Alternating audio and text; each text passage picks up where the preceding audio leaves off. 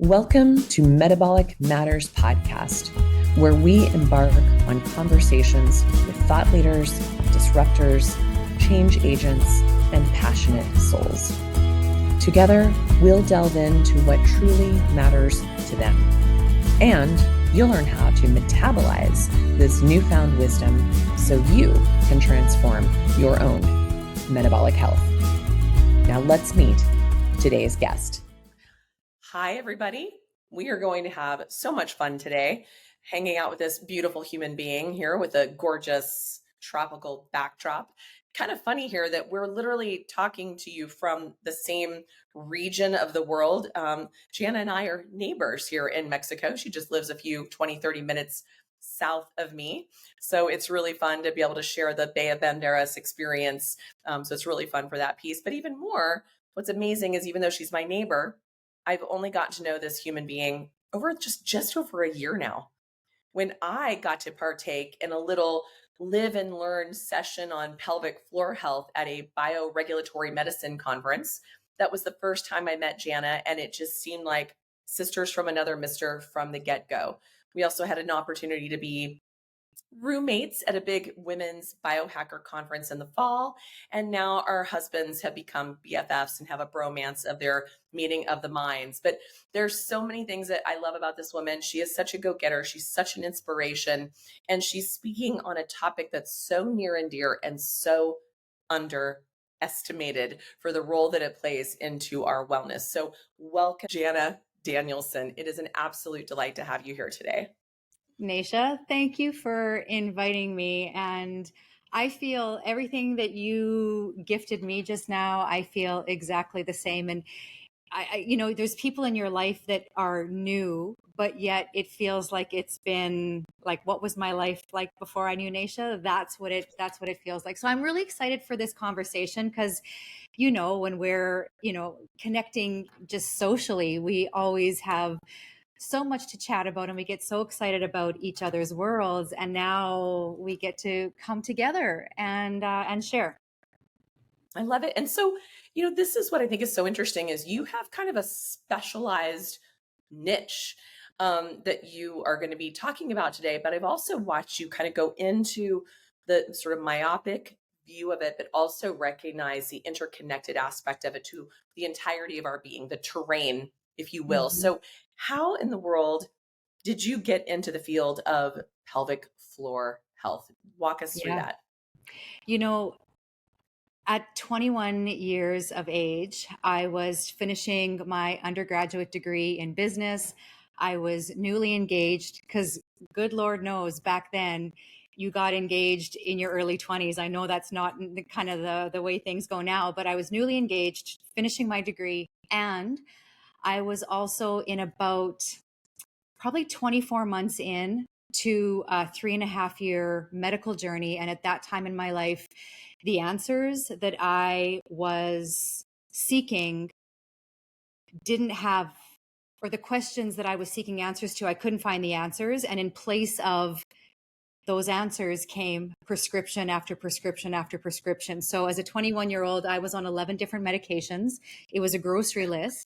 And some of the medications that were lower down on the list were simply to counteract the side effects of the drugs that were higher up on the list, right? And growing up, small town, Saskatchewan in Canada, farm girl, was just, I was brought up on meat and potatoes. I was brought up to believe that when you were sick, you went to the doctor, you got your piece of paper, you walked across the street to the drugstore, you got your prescription, you took it for 10 days and you were good to go. And that wasn't my reality at that point in my life. And I remember walking into my doctor's office one day and sat down thinking that I was going to she was going to share the plan for the next phase of my treatment.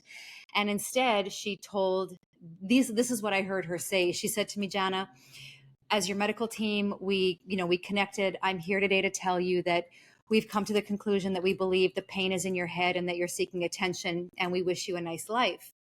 And even today, Naisha, like those words still trigger me a little bit because I stood up and walked. I thanked her. Anyways, I thanked her because I think just trying to be respectful of the situation, and went to my vehicle and I wept because I actually, for the first time in my life, I always thought I'd be a mom. I always thought I'd own my own business because I grew up in an entrepreneurial family. And I always thought that I would marry my high school sweetheart who had just proposed to me. And in that moment, all of those things that I felt were available to me as the future of Jana almost felt like they were being pulled away. And so after my 6 months of what I call the dark night of the soul, was in the grocery store one day waiting to check out the magazine rack right there in front of me. And I literally, there's a sun ray, like a ray of sunshine shining on Madonna, who's on the cover of a fitness magazine. And this is the fall of 1999. And I kind of follow this ray of light, and there, the material girl is like shining on this fitness magazine. And for some reason, I picked up that magazine and put it in my cart, didn't even open it up. Wow. Got home, opened it up to this article that intrigued me about this form of movement that I thought was pronounced pilates. I was like, what is pilates and what is Madonna doing? Because I loved Madonna, still do. I was like, if she's doing pilates, I'm going to do pilates. Learned later it was Pilates, right? And I read the article numerous times that evening. And what I realized was that what I was reading in the article was about the body's movements, how it's the spine dictates the health of the body. There was this guy named Joseph Pilates. He created this movement that focused on alignment and posture and breathing. And the photos in the magazine article were of people of different shapes and sizes. But what I noticed was how joyful they looked. They were different than some of the pictures in other fitness magazines where, people are like jacking heavy weights. And it just, something resonated with me. And I was like, what is this? And the next week I found myself in a Pilates mat class. I went to the front row. I used my peripheral vision as the instructor started teaching, and in less than 30 seconds realized I should not have been in that class because I could not breathe like everybody else. I was in tears because it was in that moment that I realized how I felt my body had let me down.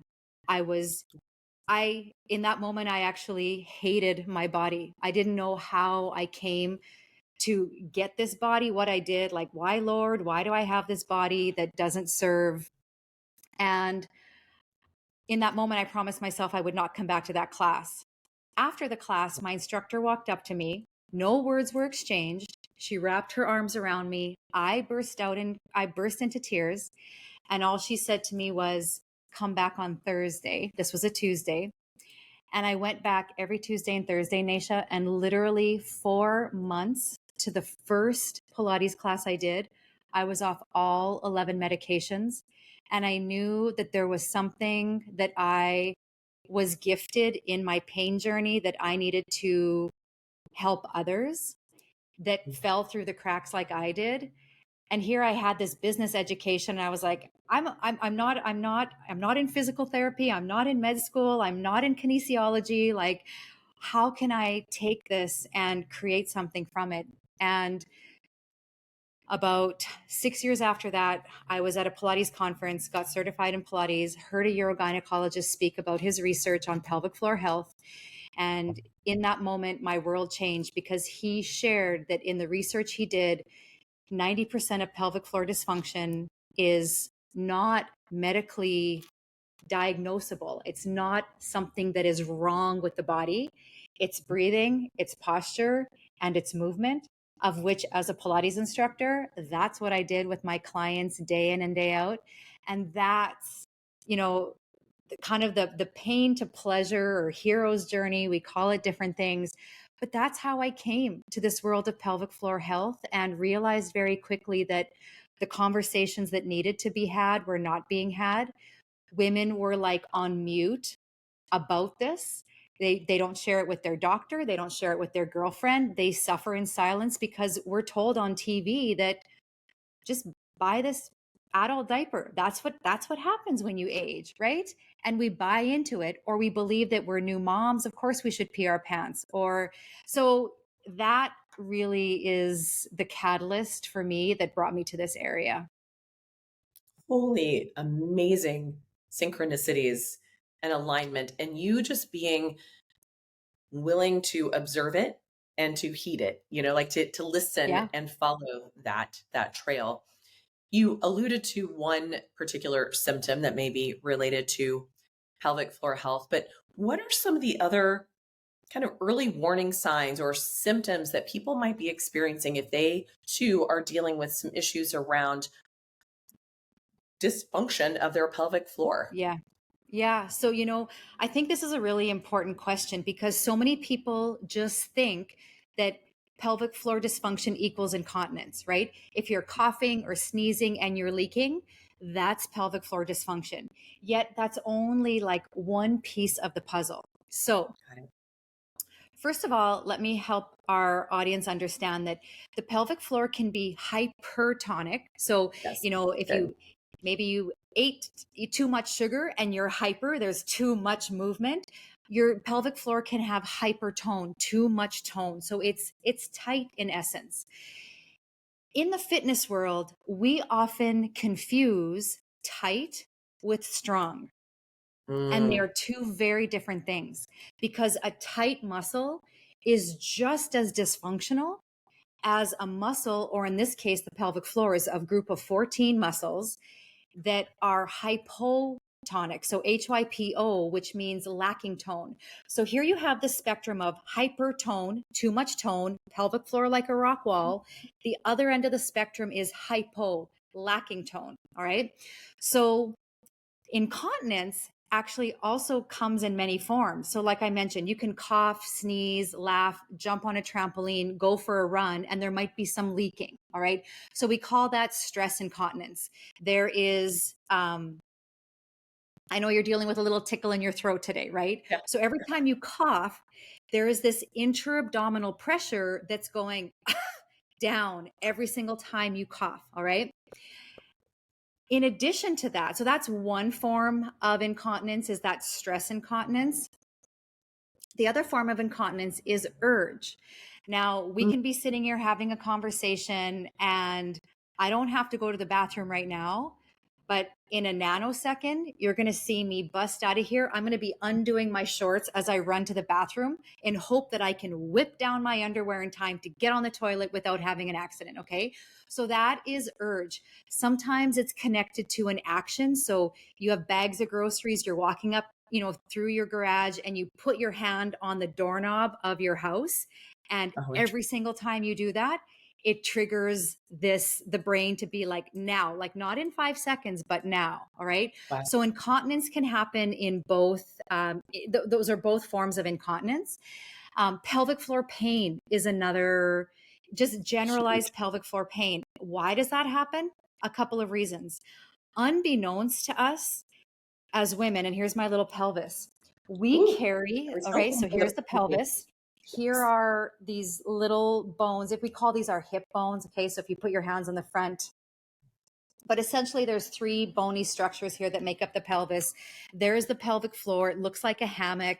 It has connection points from the tailbone to the pubic bone or the pubic symphysis here. It has connections from the right and left side. It's just this beautiful, like I said, hammock or cauldron of magic that's living inside of these bones. And when for a lot of us, we hold tension. So for some people, it is just habitual. You don't even realize that you're holding and you're holding. This could come from like an old slip and fall, an old sports injury where you kind of, you fell on the ice or off a horse, or sexual trauma is another reason we hold stress and tension there. Delivering babies, even intercourse, right? I think from a societal perspective, oftentimes the woman is usually the receiver of the pleasure created by the man, and that can oftentimes play into a whole story of emotion and energy in that area. And so, or if you come from a place where there's seasons and you're driving on an icy road and you start to lose control, everything you squeeze. You watch a scary story, you're watching a scary movie, you're holding your breath, you make yourself smaller. Yes, all of those pieces create tension in through the pelvic floor, which can show itself as pain. And what's really interesting is I've had 4 different DMs just this week 2 from moms and 2 from young women, around tampon usage and how they want to know how the Cooch Ball can help with, because they can't insert a tampon. There's just so much tension, right? So it is an area where we hold. It's also an area where when it's tight, we can have chronically tight hips. We can have low grade back pain. Constipation is a telltale too tight pelvic floor symptom.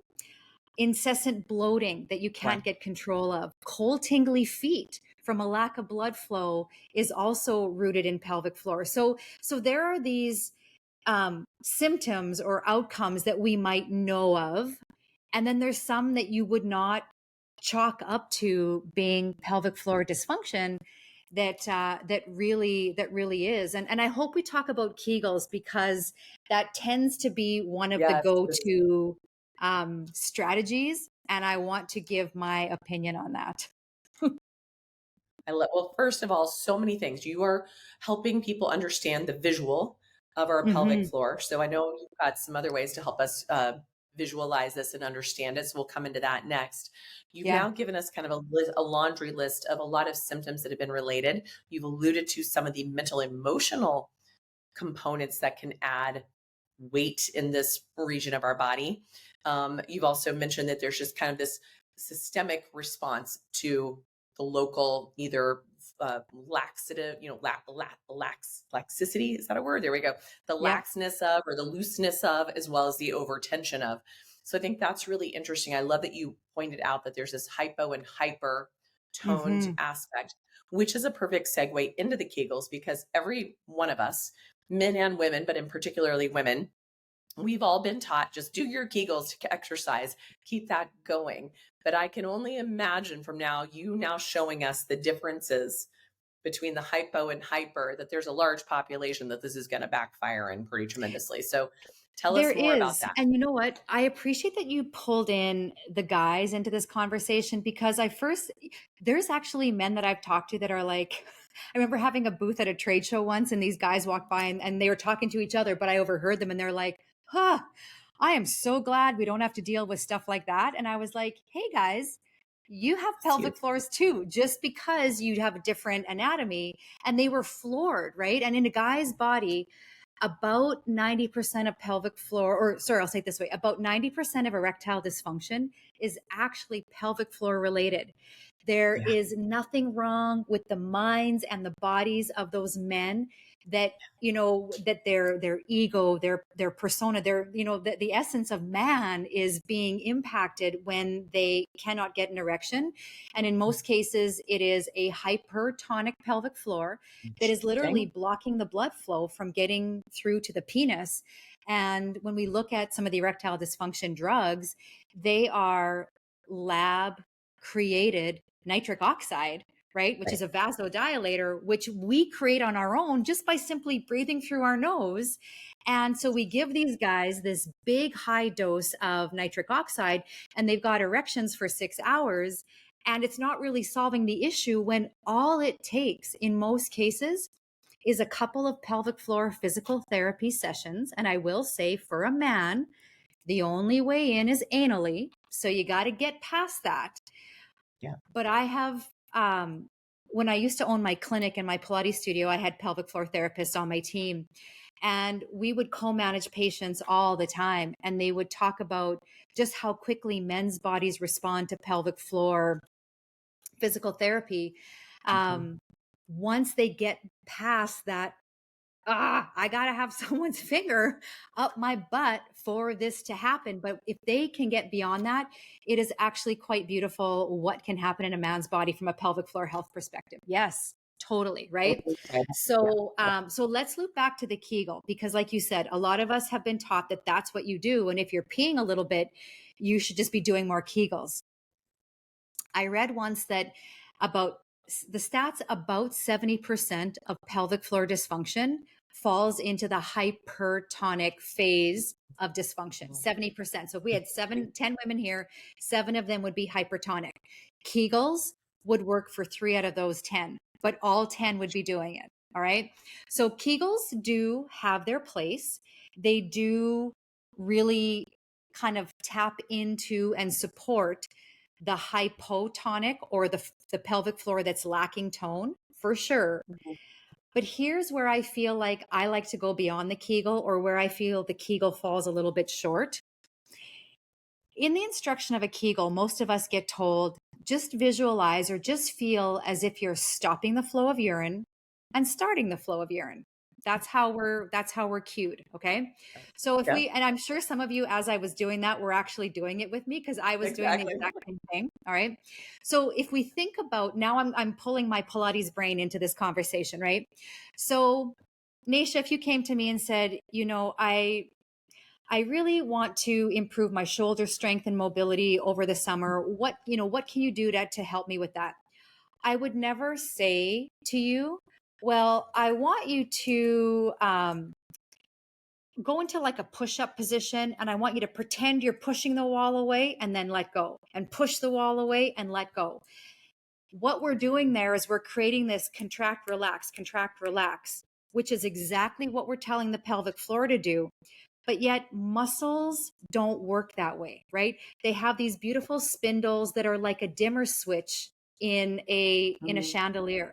The dimmer switch turns the chandelier brighter, and it turns the chandelier darker. So when we are working our body, walking up and down stairs, lifting weights, going for a bike ride, we're creating ranges of motion up and down, front and back, side to side. So our body is moving through these ranges, and it's not just a light switch going on, off, on, off, on, off, because what you're training is either too much work or too much rest, which, guess what, gang? It's exactly what we talked about 5 minutes ago, hypertone or hypotone. So we need to bridge the gap by doing something really important. That is the first act of life, which is breathing, right? We sometimes forget, yes, like it's the simplicity of the breath work that is key. Can I go into my apple analogy? Yes, please. I've been waiting. I'm so curious about the apple analogy. Bring it. Okay. Bring it. So, ladies and gentlemen, you are never going to walk into a grocery store or an apple orchard again without practicing and remembering your pelvic floor education with us today. So when you eat this apple, you eat the meat of the apple, you have the apple core left, right? You have the core. When we have a core in our body, but so many of us believe that, or we hear the words like, I have to strengthen my core. So we relate that to laying on the floor and doing sit-ups or getting into a plank position, because we've kind of delineated the word core with the six-pack abdominals, the rectus abdominals. And that is a very thoroughbred racehorse with blinders on to keep it in one track. That's a very one-track way of thinking about our core. Our core has a top, and the top of our core is the main muscle of respiration called the diaphragm. Cool. The diaphragm is almost like an open umbrella or a mushroom cap, and it rises and falls in relation to the phases of breathing. So when we inhale through our nose and our lungs fill with air, the diaphragm has to descend or contract because there's no room for it. The lungs are taking up the volume of the space in our body. So the diaphragm goes, oh, I'm just going to get out of the way. Mm-hmm. The floor of our core is the pelvic floor. All right. And because these two are neighbors, it's like the diaphragm lives on the second floor of the apartment. You live on the main floor. The pelvic floor and the diaphragm, they talk to each other. And the diaphragm is kind of like the leader, meaning when this diaphragm is contracting and expanding in relation to our breathing, it's moving like this jellyfish. It's descending, ascending, descending, ascending.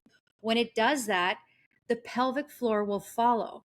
So as we breathe in through our nose, lungs fill with air, diaphragm has to contract and get out of the way. The pelvic floor is going to go in the same direction as the diaphragm. It's going to slightly descend, but it's going to go into its expanded shape. All right. Then when we exhale, the lungs empty with air. The diaphragm gets to expand back up into that mushroom cap or open umbrella, dome shape. And the pelvic floor looks up and says, oh, I got to follow the diaphragm.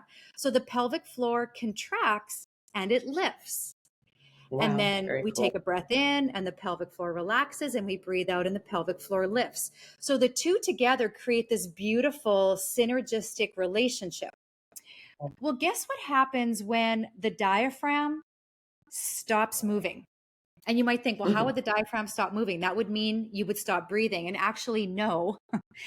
We become teenagers. We become young women. We see TV, we see advertisements, we see women as a certain shape, as a certain size. We buy fashion that restricts us. Good Like the Met Lord. Gala Kim Kardashian outfit last week, I Hell, about had a heart attack. Yeah. I am so glad you mentioned that. Like, jaw dropped on the floor. Knuckin' fuck. Yeah. So, Kim, call us because we can help you with that. Choose your fashion and also help the function in between, the Met Galas. But that's exactly it, is when we take space away from our body in between the diaphragm and the pelvic floor, that those organs, that tissue, that lymph, that blood, it has to go somewhere. It's either got to go up or it's either going to go down. So it creates this unnecessary pressure system in our body. And it's like, in weather, when a high pressure and a low pressure system meet, you get either a tornado or a thunderstorm or a hurricane or something. It's kind of like that in our body, except we don't feel it happening. It's subtle. And then we have another candle on our birthday cake. Maybe we have a baby. We're in menopause, and we just chalk it up to being a girl and aging. And that's not okay. So we now know the roof is the diaphragm, the stem, the floor is the pelvic floor. And then the 360-degree cylinder is the six-pack group of abdominals called the rectus abdominals that live just below the skin, the abdominals that we chase, which have so little function. If they were stocked and we were investing in them, I would say don't buy the rectus abs. You're not going to get a good return on those, okay? Wow. Deeper to Love your it. rectus abs are the internal and external obliques. They make a little X shape, side bend us, turn us. Deepest to that are the transverse abs. These abdominals start in the back of our body on either side of our spine and wrap. So it is like that corset that Kim wore to the Met Gala, but it fits us. We're not forcing it.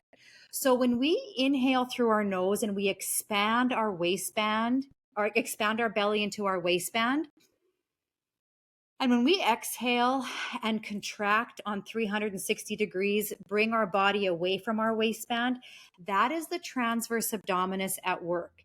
That is the shape of our body. That is the strength of protecting our organs and our spine.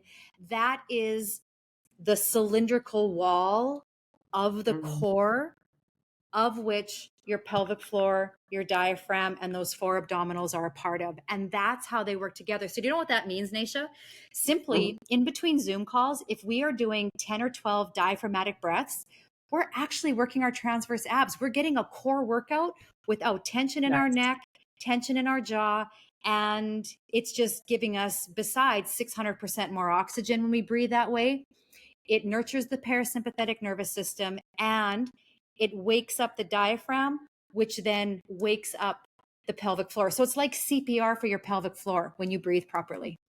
Yes, girl, that is so beautiful. Like you said, we will never look at an apple in the same way, nor will we look at fashion in the same way, because it's very important to understand those constrictions do not serve us in the short or the long term.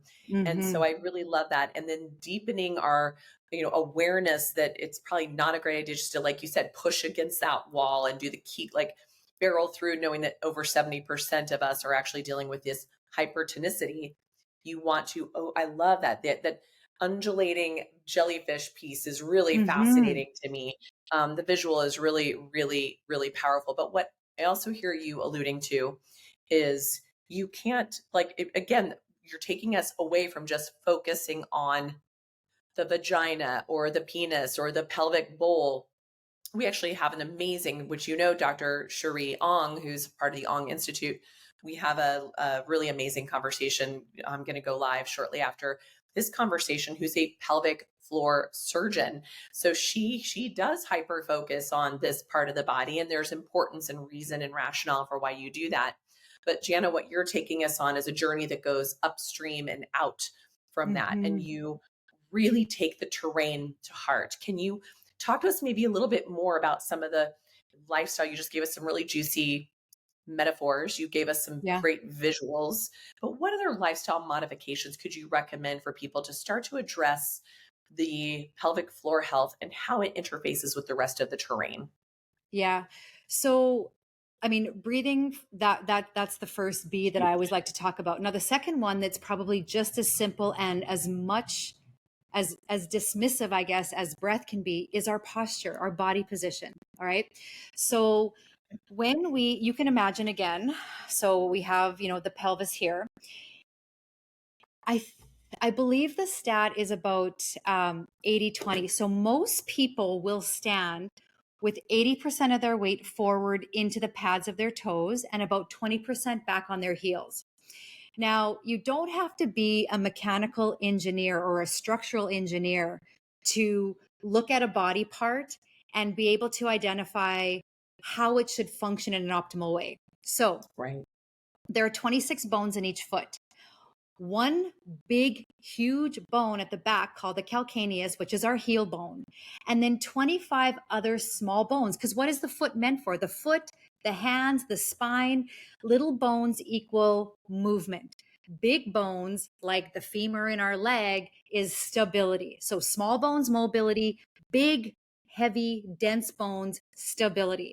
So in our foot, we have one big stability bone called the calcaneus. The other 25 are small little bones. And when we have small little bones, we also have small little joints to connect those bones all together. Now, remember what I just said. Most of us stand with 80% of our weight forward on those little bones. So those little bones are born. And then we learn how to pull ourselves up in our crib, and we learn how to start to walk, and we do all these things, right? And we're trying to find our center of gravity. And then we wear footwear. Even running shoes have a bit of an incline to them, which propels our weight forward. So now these little bones are born with the memo saying, little bones, you are meant for movement. Take this person, help them run and jump and twist on their foot, do all these things, let them be barefoot on the sand, right? And make the foot be pliable. And then throughout our lifetime, the memo starts to change. And these little bones are like, wait a minute, why am I holding so much weight of this body? I'm supposed to be a mover. And hey, calcaneus, big heel bone, why aren't you doing your job, right? And maybe they're not having that conversation, but that's what, in my mind, that's how my bones talk to each other, right? And the calcaneus is like, I don't know, this is where she's putting me, right? So we end up sending the message to the bones that their job is going to change. What happens over time? We start to get things like arthritis. And we chalk it up to being genetic because your mom and your grandma might have arthritis. But the only thing that's genetic is the fact that we follow the posture of the parent that we most closely grow up with. So if we've learned to bear weight on our toes, imagine what that's doing to the pelvic floor. Okay. Optimally, you want to have 60% of your weight in that big heel bone, which means you're bringing your body weight back. You're bringing 40% of your weight across the widest part of the foot where the metatarsals live, where your toes connect into your foot. And those toe pads are really clear and free, okay? They're only involved in gait and jumping, right, when our foot is moving. So when we can bring our weight back in space, two really important things happen with the pelvic floor. In order for us to bring our body back in space, those deep transverse abs have to turn on. So now we've got this beautiful, strong muscle that's like living in all its glory because it finally gets to do its job. And again, you're going to notice metabolism, little tweaks because you're using more of your musculature for your activities of daily living, right? They're not at rest or on a permanent vacation. So that's the first thing you're going to notice.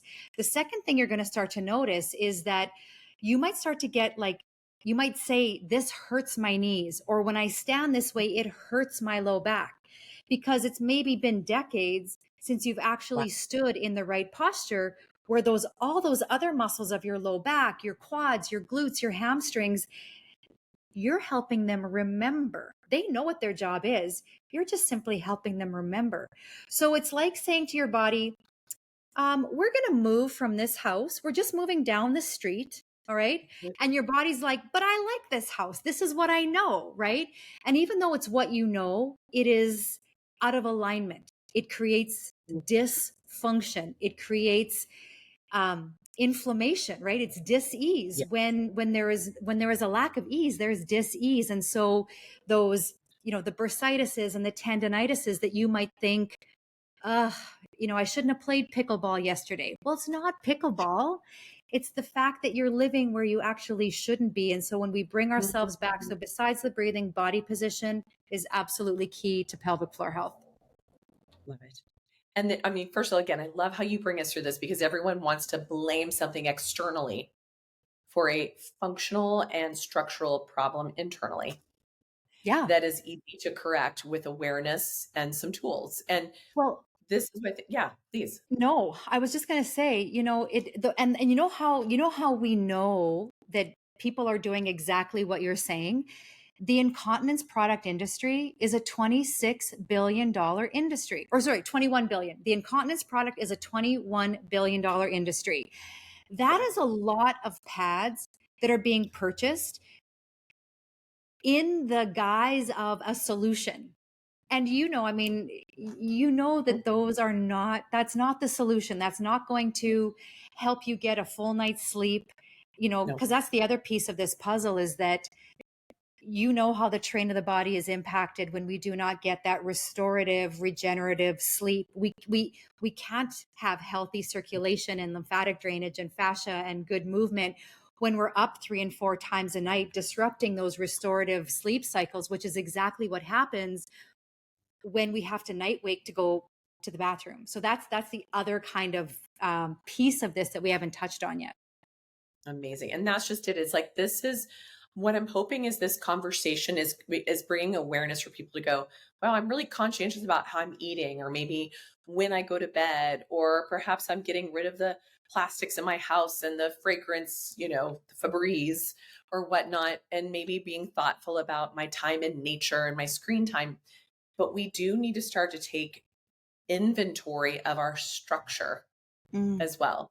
It is just as important to make sure that this container is also optimized to whatever level. And so one of the coolest things that I learned from you this last year was you actually invented a device that brings like awareness, that allows you space to engage with breath, with intention and awareness of your body and your body in space, but also has a structural impact. Can you tell us about this? You hinted to it earlier. People might have heard that and went, wait, what?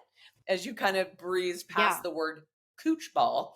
I would love for you to talk about the Cooch Ball, the Gooch Ball, and the Scooch Ball. And these amazing, simple, portable, inexpensive tools that can help bring that awareness, because it's incredibly powerful. I was humbled to the core, and I mean that pun literally, in doing that exercise with you, and have been using it since, and getting dozens and dozens and dozens of other people to give this a whirl, for all the reasons that you just spoke to over this conversation. So tell us about this crazy little tool. So when I owned my Pilates studio and my integrated health therapies clinic, that one of the problems that I saw, or that I wanted to solve, was, well, I would do these workshops. First of all, I would do these pelvic floor workshops. They would sell out with people who knew me, liked me, trusted me.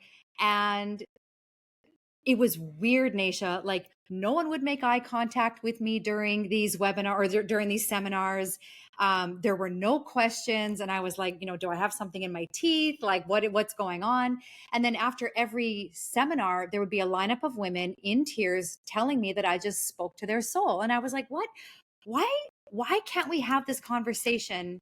And it broke my heart. And so, and I know you want me to talk about this, I'm going to pull it in here. So I learned the answer to that. My why is everyone so weird about this? I got the answer a few years ago when I learned that the pudendal nerve, which is the main nerve that runs from our brain through to the pelvic floor into the genitals in a man's body and a woman's body. It's got two big jobs: motor nerve, sensory nerve. So motor nerve meaning like a communication highway, sending messages to and from, relax so the flow of urine can stop, hold, the person is jumping, so be dynamic, right? So those kinds of messages. And then it's also a sensory nerve, which means in the spectrum of pleasure through to pain, it's that nerve that is creating those sensations in the body. All right. This nerve, and this is one thing that actually makes me quite sad. And I'm trying to think of a way that we can undo this. But if you Google the word pudendal nerve, what will pop up is the definition that is a place of shame. All right. Now let's think about that. The main nerve that brings messaging to and from the brain to the pelvic floor, the genitals in both sexes, and brings everything from pleasure through to pain. Somebody decided that it should be rooted in an area of shame. Like, can we talk about the beauty of the pelvic floor and, the life and the prana and like the sacral chakra, which is creativity and sensuality. And it is, like I alluded before, that magic cauldron, right? And when I learned that, I was like, oh, that's why we don't talk about it. That's why we have that, little bit of sleep tape over top of our lips and we don't talk about pelvic floor, because it's grounded and it's enveloped in this sense of shame. And maybe if I shared something with you about my pelvic floor, you wouldn't understand because maybe you don't have those same issues, or, it made more sense to me once I learned that. And then I was like, okay, so we're going to stop being sad about that. And we're going to create a solution that is movement-based, fitness-based, because as a Pilates instructor, by that time I was a master instructor. I was training other Pilates instructors. I was certified through a form of movement that was created by a urogynecologist, Dr. Bruce Crawford. He created a system called Pilates. So it was movements through Pilates-based training that would teach the pelvic floor and what he called the co-recruiters of the glute med, the inner thighs, and the transverse abs. See, the pelvic floor doesn't work on its own. Functionally, those three muscles support it.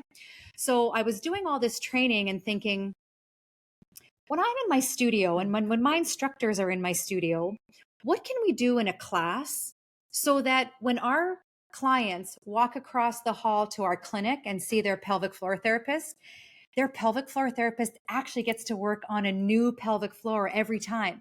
She's not just maintaining. Wow. And then 8 months or 8 weeks later, she's maintaining. There's something new to work with. There's new blood flow. The tissue is more optimal. And that therapist can now impact at a higher level with her dialed in skills or his dialed in skills.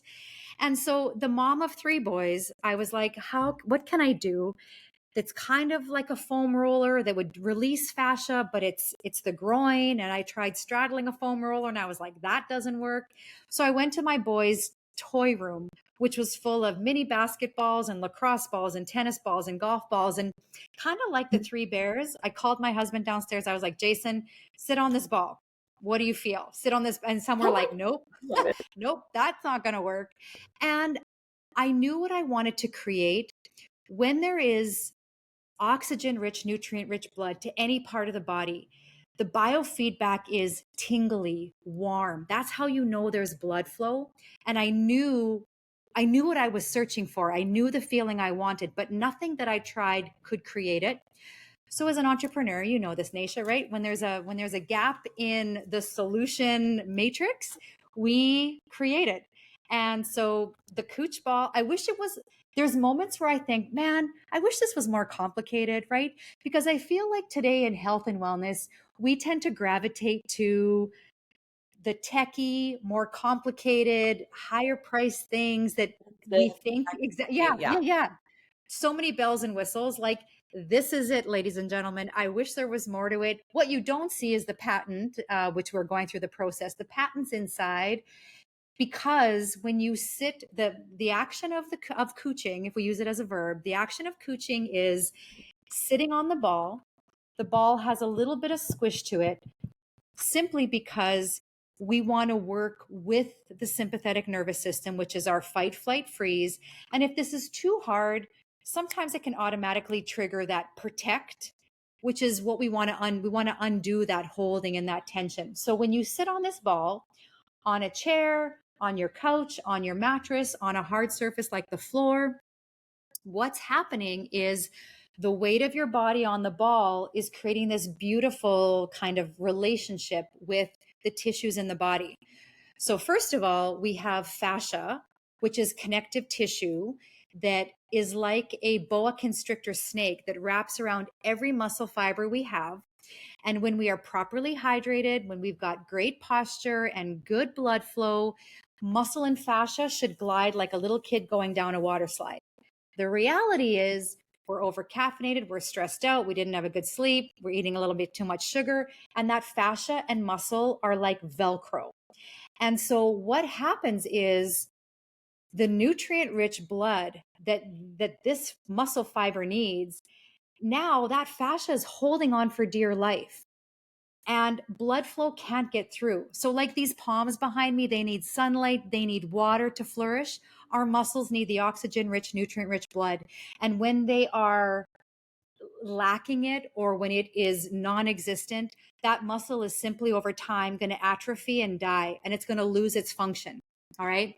So when we're sitting on the Cooch Ball, the weight of our body on the ball is mobilizing or moving that fascia a little bit. Fascia is getting, I don't love to use the word melting, because it's not exactly like melting, but we start to create some dynamicness to it. It should be like a spider web, silky, right? Instead of like balls of cotton batting. And that's what starts to happen over the 3-minute experience. So when you sit on the ball, there usually is a bit of what we call the ouch factor. And that's because the higher the ouch factor, and Naisha, you may have experienced this, the higher the ouch factor, the more, or the higher the lack of health is to those tissues, the muscles, the fascia, the nerves, right? And that's how we get to know as end user that over time, you might think, oh, I stayed for 2 minutes today. I started 6 weeks ago with 15 seconds and I'm at 2 minutes. And that's how we know the environment of the pelvic floor is changing. And once we change the environment, once these palms get sunlight and water, once those muscles and fascia get nutrient-rich, oxygen-rich blood flow, ladies and gentlemen, like, they want to do their job at the highest. They want to serve you at the highest level. They want you to sleep through the night. They want you to have great sex. They want you to be able to jump on a trampoline, go for a run, not have to pad up, right? And that's what the Cooch Ball does, is it brings that blood flow so that we can bring the function back to that area, and just really become empowered by our body and reconnected to our body. I love it. And I think that's just, especially when someone has dealt with trauma and dealt with chronic illness of whatever kind, be it cancer or something else, there is this sort of tendency to either completely leave the body to cope or to feel trapped in the body. And I feel like this tool, as someone, and I'll be a little transparent here, so maybe TMI, but as someone who's experienced a lot of trauma, both physical and sexual and emotional trauma in my lifetime to my pelvic floor, endometriosis diagnosed at 11, lots of sexual trauma, sexual assaults, in the younger years, my cancer diagnosis at 19, all of the poking and prodding that entailed, this whole part of my body just feeling like it failed me so many times. And even the pelvic floor, like all of the lymphadenopathy and all this kind of scar tissue from this area, it was intense.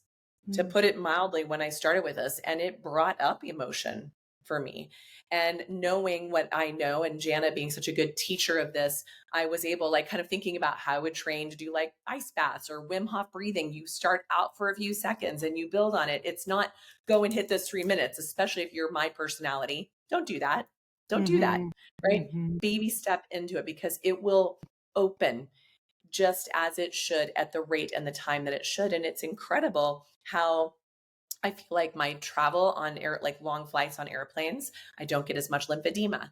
I feel like there's just some things that have changed in how my low back holds tension. I would have this constant like hip that goes out very easily. It doesn't anymore. There's just like little patterns that were subtle that I thought would be more localized, but it's actually more around the container around it that has changed so much. So maybe a little TMI, but I've had dozens of stories from other people who've experienced complete changes in, bladder prolapse and things like that, post-childhood, post-childbearing, or changes in continence, like you mentioned, as well as changes in sexual function and orgasm potential, both in men and in women. And so there is so much to this. And I think that one of the things I think I want you to leave the group now, you've shown us, the importance of our pelvic health, what to look for. You've shown us tools from breath and structure and actual physical tools to help remind the body to connect in a very different way. But you're also expanding on your own sort of brand around this. And the way I think about it is, the first time you started talking to me about where you're moving in this education of kind of terrain beyond just this focal, pelvic health, is this concept of bloom better. And when I think about what happens to my body sitting on this and other people's experiences, it feels like that, like an opening lotus. Kind of in energy. And so that is so beautiful that this brand that you've created and moving into speaks to this, and you're moving into a deeper educational platform. So in service to what you're doing and supporting what we do and the patients that we serve, tell us about where you're moving, how people can learn more, and how they can access this wisdom that is inherently theirs to own. Oh, Naisha, thank you. That was very, very beautiful. And you teed it up perfectly. And so, when we moved from Canada over 2 years ago, and then I sold my studio and my clinic, something in my heart told me that Jana, she served me well, but we're going to leave her in Canada.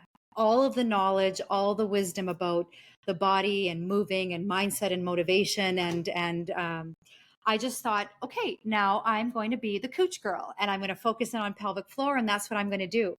And, it was kind of like when you get like a little sliver in your foot and you look and you can't see it, but damn it, it's there, because every once in a while when you step on it, it kind of irritates you a bit. And there was just something through last year that I was like, what is missing from my world in how I'm showing up, or maybe not showing up. I love talking about the pelvic floor. I've impacted women and men in a radical way with this fitness solution to pelvic floor health. And then then I realized I was teaching my first in-person Pilates class in a very, very long time. And that morning, Jason said to me, "What is your problem? Why are you being so silly? Like, you're so giddy. And I was like, oh my gosh, I feel like I am waking up a part of me that I believed had to go to sleep.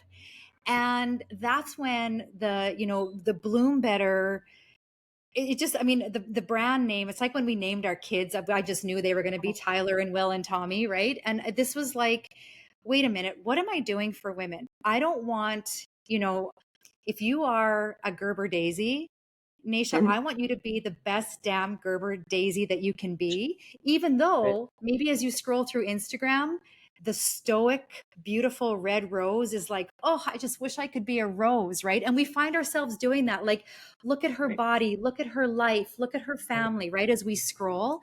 And so then that's when I started realizing, like, the women that I work with are so innately strong and beautiful. And for lots of reasons, for some reason, they're feeling lost or stuck, or they feel like they have to do it all on their own, or they feel like they're seeking purpose and aren't sure. And yet, in amongst all these beautiful, sacred women, there is a physicality to their pain. They have backaches, they have chronic headaches, they have inflammation. Then there's an emotionality to their pain that they sometimes, including me, shove down into the big toe and never shall it be, dealt with. And then there's the beautiful energetics of that, of those soul connections, and that calling that we maybe try and ignore. And I feel like that was what was happening for me. Is I was being asked, by the good Lord to step into something bigger, and Bloom Better was born. And what it really is about, can you think of it like a three-legged stool? I'm still going to be talking about pelvic floor health and wellness, because someone damn well has to take a bite out of that $21 billion incontinence industry. And I want people to join me and help me with that, or the $9 billion erectile dysfunction drug industry. So pelvic floor health, wellness, fitness is still a part of this brand. The Cooch Ball just has a new home inside the Bloom Better ecosystem. And I get to resurrect a part of me through Pilates-based movement and helping people fix their body, or helping their body get more fit through, ponytail shaking Pilates classes, or learning how to use the Cooch Ball and her little sister, the Scooch Ball, in a more terrain fitness type strategy, learning how to mobilize lymph fluid, learning how to feel into the body so that you can deal with a headache with acupressure points, instead of going to the medicine cabinet and grabbing that. Now you only have to take 2 of these a day, because they work for 12 hours, not just 8 hours. So that's the other component that I'm resurrecting. And then the newest piece to this puzzle is this beautiful concept of whole body nourishment. And I think for some of us, the word supplement is like, oh my gosh, we are, I don't know if you guys heard that squawky bird. Yeah.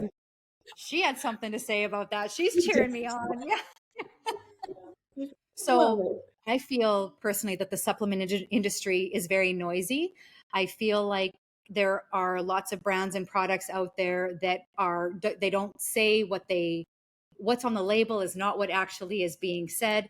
I do believe that there is a time and a place. I believe that we shouldn't have to depend on supplementation, but I do believe that there are times in our life where when we can give our bodies a boost, then we should. And so the Bloom Better family has a new supplement line. It is launching on June 5th. I'm so grateful for you for this platform. We're going to have a link in the show notes with your ability to register for that. It's going to be an educational webinar and the world premiere launch of what I'm calling my hero or heroine product, not heroin, but the female version of hero. It's called Skinny Vibes. It's an acronym, SKNY. S is all about supporting healthy blood sugar levels, which we know that our blood glucose really is the root of our weight gain or our inability to shed those pounds. It's not eating an avocado or, whatever food kind of meal plan you subscribe to. The K is ketogenic friendly. The N is natural, clean products. Everything in my line is from Mama Nature, brought to you herself. And Y is the youth boosting formula. So we work with a great company that helped custom formulate this. We've got very high quality products. And when you get to work with one of the world's foremost formulators, and we both know Sean Wells, Naisha, right? It was just a pleasure to work with him and his company. And he's so brilliant. And I get to bring a group of products, especially this one, that, again, it speaks to me in the legacy that I want to leave with women. And there's a men's line as well, but we know that the divine feminine truly is the heart and soul of the family, the workplace, the community, our society. So when we have healthy women, we can't help but have a healthy world. Yay. I love it. And Jana, you have also offered up a very generous gift for everybody here as well, because you've now teased them with the power of movement. Talk to us about this gift and where we can learn more. All right. So I am so excited for this gift, and I hope you take inspired action to get it, and then start using it. All right. So this course is called Renew Your Body, Movement as Medicine. And what I've done is created, it's 5 30-minute movement sessions with me, and a little bit of some educational videos that go along with it to help you kind of connect the dots between what you're doing and how it is going to show itself in your activities of daily living. But here's the beautiful thing about this is that this course that I've created, this movement experience, is going to meet you where you are at. All right. Whether you have even situations like osteoporosis, osteopenia, rheumatoid arthritis, osteoarthritis, if you're expecting a baby, if you have a bulging or a herniated disc, there are no contraindications to this. It truly is movement that does not discriminate as far as ability or not. It is powerfully empowering in that I want to help you shift your mindset, especially if you're one of those people that has subscribed to the fact that fitness and movement needs to be like all out, puddle of sweat, can't wash your hair the next day, or you better work out harder. And this actually is like the opposite of that. This is going to help you. It's going to resonate with your body. Maybe the first time you do it, you'll be like, what? This isn't even doing anything, right? And then you'll wake up in the morning and you'll be like, oh, why do I feel my glutes? Or geez, my back feels so much better. So the concept is the 5 Pilates spinal movements of spinal extension, kind of tucking the tailbone between the legs, spinal extension, bringing that little banana arch into your low back, spinal rotation, lateral flexion. And then when you're laying on the ground with your knees bent, when you bring your hips off the ground and your tailbone is higher than your heart, gravity gets to work on the spinal fluid in a different way. And we call that in Pilates an inversion. So we invert your spine, we round it forward, we round it backwards, we twist it, we side bend it, and then we put it into just this beautiful sequence of movement that you can do 5 minutes of it. You can do the whole half hour of it. And it really is like, the intention is to teach you the movement alphabet so that when you are ready to write your dissertation or your memoirs, whether that's walking your first 10K race, training for Machu Picchu, or being able to go just take your dogs around the block without having a lot of fatigue or a lot of pain, whatever your 10K lifestyle fill in the blank is, that's what this course will prepare you for. I love it. And so where can we find you, Jana? So on the social handles, Jana.Danielson is the best place to find me. bloombetter.life is our website. And I would just love to see, Naisha, I feel like our communities are very parallel in, their mindset around health and wellness. And so, I'm doing on the 5th of June, like I said, I'm actually doing a double header webinar. So one live at 12 noon Eastern and one live at 8 p.m. Eastern, because I know that people have busy lives, and would love to have you there as part of the world premiere launch to the Bloom Better world. And yeah, thanks again, Naisha. You are just, a soul sister that just impacts this world in an amazing way. And I'm so grateful to have you in my life. It's so mutual. And I'm telling all of you listeners, this woman is someone to watch because she has big plans, and has already executed so many of them. It's an absolute joy to watch you bloom, Jana, and to inspire that in all those that you touch. So thank you so much for your precious time, your wisdom, your storytelling. Amazing. Oh, Naisha, I just love you. Thank you so much. Thank you for joining us for this episode of Metabolic Matters. We hope you found today's conversation insightful and empowering. As we wrap up today's episode, we want to take a moment to acknowledge the incredible team and supporters who make this podcast possible. First, we'd like to thank our production team, Alex Sanchez, Cindy Kennedy, Jessica Gilman, and Lynn Hughes for their hard work behind the scenes. Our theme song was written by Julie Newmark and performed by Whiskey Flower. And finally, we want to thank you, our listeners, for tuning in and being a part of the Metabolic Matters community. Do you want to learn more? Please visit our website, metabolicmatters.org, and you can follow us on Instagram. If you liked this episode, please leave us a review and share it with your friends and family. And if you want to help support our mission, spreading awareness and knowledge about metabolic health, reach out. We'd love you to join with us. Also, don't forget to subscribe to our channel and hit the notification bell to stay updated on upcoming episodes. We have so much exciting content coming your way. Until next time, stay curious, stay empowered, and remember, your metabolic health matters.